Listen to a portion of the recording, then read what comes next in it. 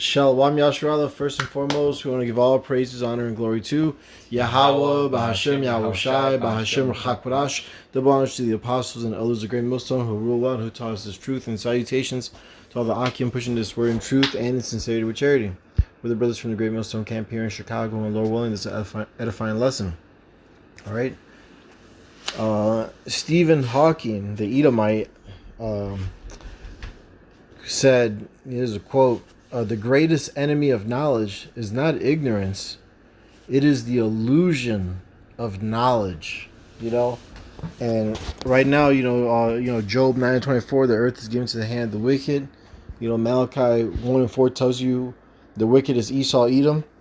They've covered the whole earth and tricked everyone thinking that their educational system is the way to go to true wisdom, and understanding. But really, it's just an illusion of knowledge, man. It's not even wisdom. This is 1 Corinthians chapter 3, verse 19. For the wisdom of this world is foolishness with the Most High. For it is written, He taketh the wise in their own craftiness. All right? The wisdom of this world is foolishness, man. All right? It's not real wisdom. It's not profitable. If you look at all the other kingdoms before Esau, who's ruling today, they all came to an end. And Esau's going to come to an end as well. Because he doesn't rule and follow the true wisdom which is maintained in the scriptures by following the law, statutes, and commandments. They weren't given to him. But you'll see that when Yahushua returns and he establishes his kingdom in righteousness, all right, you're going to see, especially the heathen will see, not Esau, because he's going to be done away with after 1,000 years of hardcore slavery. But the heathens are going to appreciate and love the kingdom of Yahushua. All right, they're going to see a kingdom ruled with the law, statutes, and commandments of the Lord, man. And they're going to see how profitable that is and how much peace that brings. I mean, they're still going to go off and they're going to get judged for it, But nonetheless, they're going to love it and appreciate it more than any other kingdom that ever came. Yeah, this is Sirach 19:22. It says, the knowledge of wickedness is not wisdom. That's right. Neither at any time the counsel of sinners prudence. So as good as it may seem, this worldly knowledge or just any knowledge that's not from Yahweh Bashim Yahushai, this still doesn't mean that is what's that word? Canon. That is legit. Because you have certain things.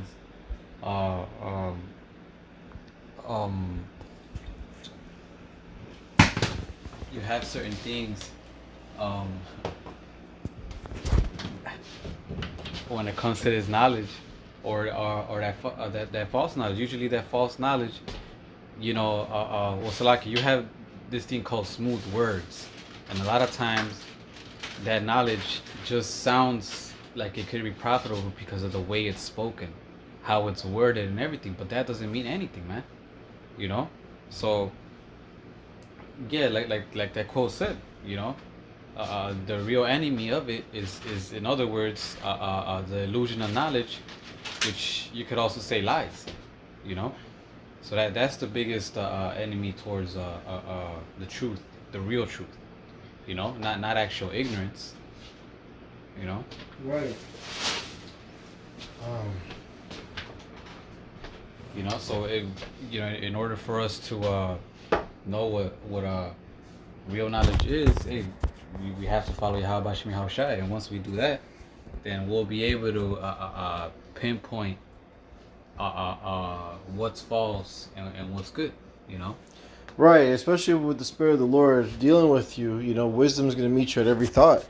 There's a quote now by Theodore Roosevelt, the Edomite.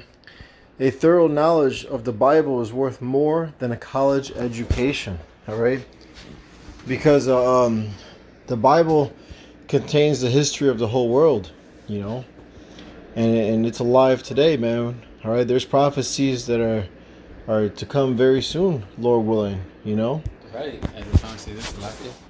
Um, the Bible teaches you how to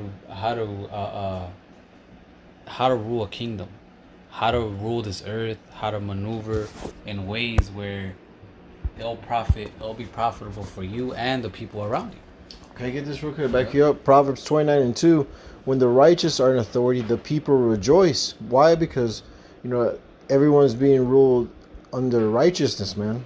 All right? But when the wicked beareth rule, the people mourn. And you see the wicked bearing rule, and you see the world mourning. All right? It tells you in Revelation to what? Destroy him that destroyeth the earth, man. It's this wicked devil, man. Esau, Edom, the so-called white man. That needs to be put out. And Lord willing, the Lord, brings a swift judgment to him soon, man. You know, what are you waiting for, E? All right, mandate that CV microchip, man. Let's get this shit rolling. All right, because that once that's in place, then things are gonna speed up. World War III is gonna pop, the third woe. Okay, and then Yahweh Shai, man, Yahweh Shai is gonna come and crack them clouds and deliver us, Lord willing, man, and destroy the wicked.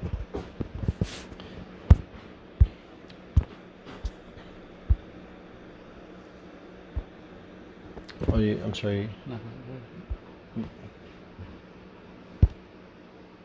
What you got? Oh, okay. Well, this is Psalms 35:7. For without cause have they hid for me their net in a pit, which without cause they have digged for my soul. And everything that you see in this society is all by design, man. All right, to keep us in a low state, to keep us from our power. But it's all through prophecy, of course, that only a remnant of the 12 tribes of Israel shall return, which are your so-called blacks, Hispanics, Native American Indians today, and also the speckled bird. Let's not forget them, all right?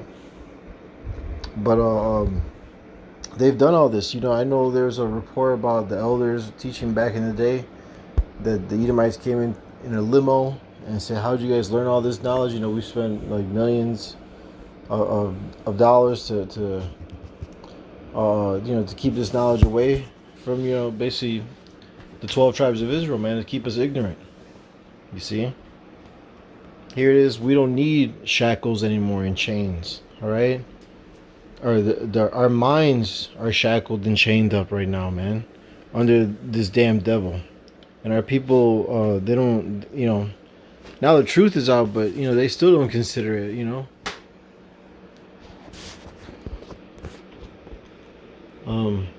This is Psalm 64 verse 4. I'll start up actually.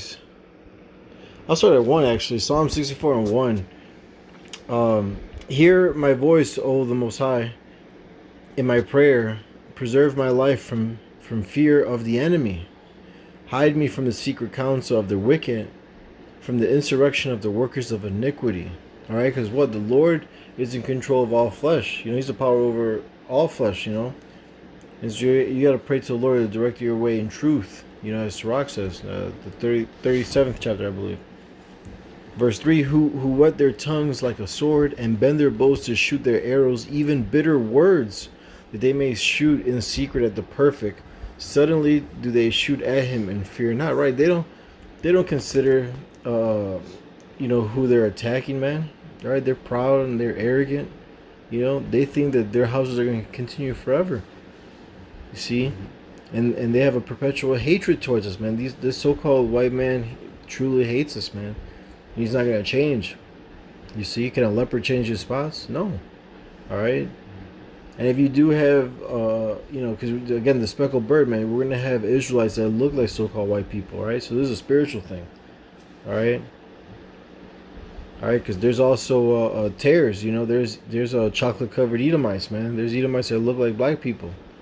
They look like Puerto Ricans. They look like Native American Indians, man, all right? Those are tares, man. It's all through the spirit, all right? Skin color is an indicator, it's not a definite, you see? We gotta look in the inward of a man, you see? You got something? Yeah. All right, bring it.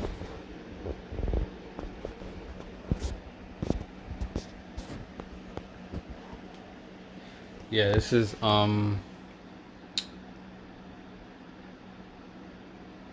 First Corinthians 2.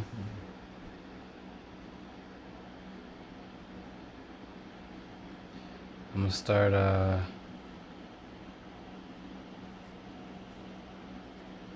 gonna start at 1. It says, "And I, brethren, when I came to you, came not with excellency of speech or of wisdom, declaring unto you the testimony of Yahweh.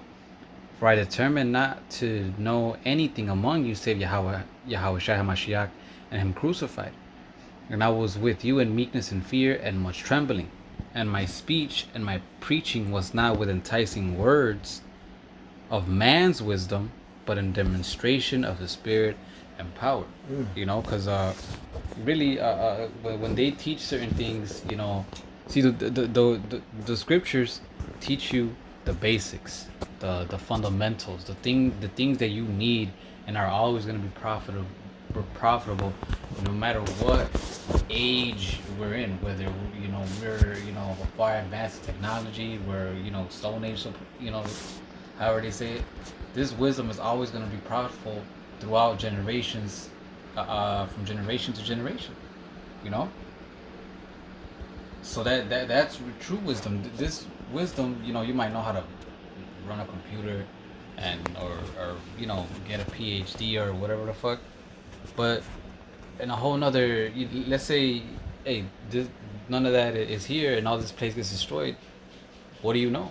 Do you know how to do you know how to rule an army? Do you know how to maneuver yourself in situations with wisdom, so you could have the best outcome for you and your family? What's the point of knowing how to run a computer? What now when you face a real life situation, now you're all there starstruck. So all that what this world pushes is enticing words and man's wisdom and worldly wisdom. That's only wisdom with limits. It says, but in demonstration of spirit and power, and us, what we have, it's true wisdom, man. Here it is. The scriptures were created or written, from shit, since Genesis. Well, it was oral then, and then it became written, but still, the message has been passed down. Right. But since Genesis, and they're still profitable to this day. Yeah. We can't say, oh, you know what, this was back then. We can't use this now. No, we could still use the things that the scriptures say now. If anything, even more now, the way people are maneuvering themselves in the world today. So that is true wisdom, and it's not gonna sound as fancy as today's wisdom with enticing words and smooth speech and big words, smart words, and all that. But it's gonna be more profitable than the worldly wisdom. This is for 2 Timothy chapter 3, verse 16. Oh, you got some more? I'm sorry. Verse 5 says that your faith should not stand in the wisdom of men, but in the power of Yahweh. And since it's true wisdom, that's how it shows the power of the Lord. Like, damn, here it is. This guy doesn't have a college degree and all that, but what he's saying makes so much sense. It's so simple. It's so like, damn, that's all we have to do. And it shows the power of the Lord, man. So we can't get caught up with the illusion of wisdom. We gotta get caught up with the true wisdom. It says, verse 6, howbeit we speak wisdom among them that are perfect, yet not the wisdom of this world, nor of the princes of this world that come to naught. But we speak the wisdom of Yahweh in a mystery, even the hidden wisdom, which Yahweh ordained before the world unto our glory. But that's the point. So we speak that perfect wisdom, not the wisdom that according to this world. What they promote, what they push. That's what they marvel so much at John and Peter. Because they're like, damn, they perceived that they were unlearned men. Why? Because they didn't have the worldly wisdom at that time, but they were full of the Spirit. They had the wisdom of Yahweh Bashim Yahushai. So they were in awe, like, woo, like, damn, these guys are so. I never seen them study in this college and that college, you know. These guys were fishermen. These guys were this, but yet the way they're speaking is like, wow, like, you know. Con. This is 2 Timothy 3, verse 16. All scripture is given by inspiration of the Most High and is profitable for doctrine, which is teaching, for reproof, for correction, for instruction in righteousness, that the man of the Most High may be perfect, thoroughly furnished unto all good things. Unto all good works. All right, to be perfect, man. All right, to not need of anything, you know. So this is the only way, and like was it High Priest Arya would say that we had to go through this to learn, to appreciate righteousness. We had to go through this wickedness and learn it to appreciate righteousness, man.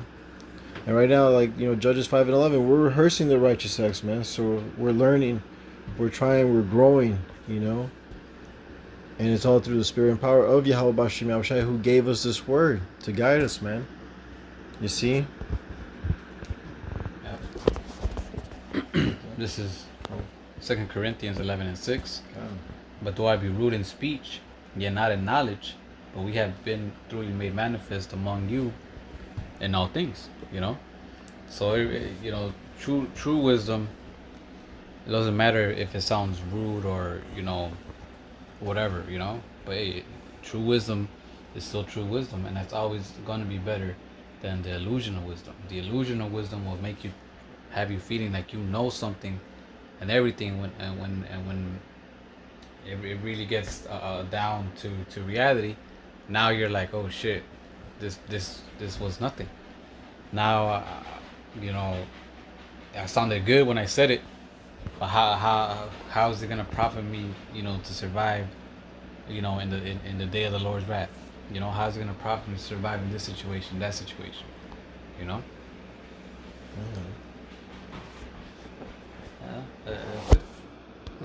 And with that, we hope this lesson was edifying. And again, we want to give all praises, honor, and glory to Yahweh, Bahashem Yahushai, Bahashem Chakodash, double honors to the apostles, and others, the great Muslim who rule one, who taught us truth, and salutations to all the Arkim pushing us for in truth and in sincerity.